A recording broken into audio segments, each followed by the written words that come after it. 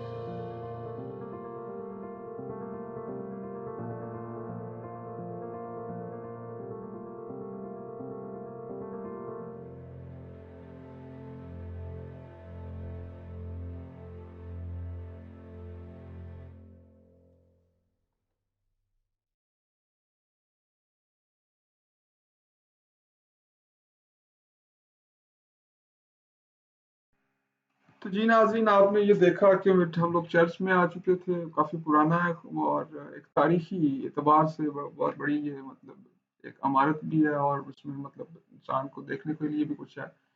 تو یہاں پہ جو ہے وہ ایک بہت پرانی جو ہے وہ مطلب جو ان کی کیا کہتے ہیں جس طرح وہ جلاتے تھے موم بتیاں، اور ایک گھڑی بھی تھی کافی پرانی تھی جو کہ ابھی بھی چل رہی تھی.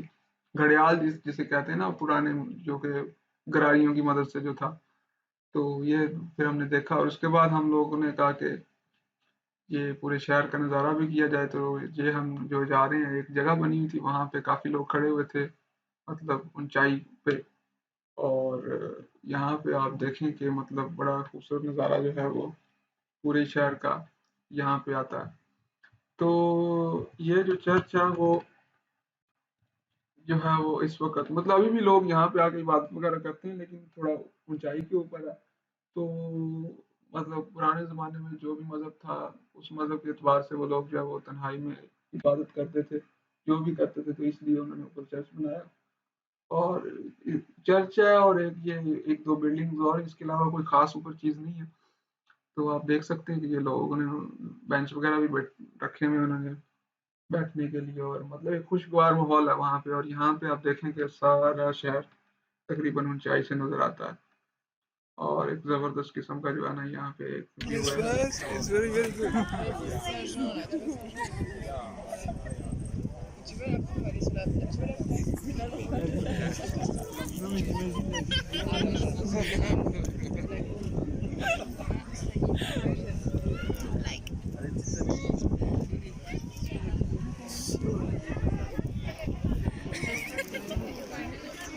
You were never Yes.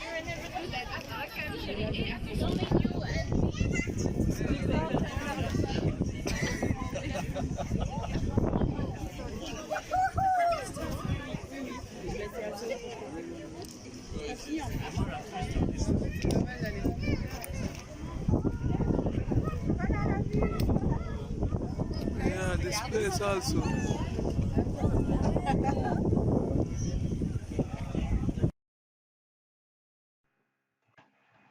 تو جی ناظرین، اب ہم واپسی کی طرف ہمارا رخت سفر ہے. تو اب دیکھ سکتے ہیں کہ ہم واپس ٹرین میں بیٹھ گئے. اب یہ نیچے کی طرف جو ہے وہ جائے گی، پہاڑ سے نیچے کی طرف.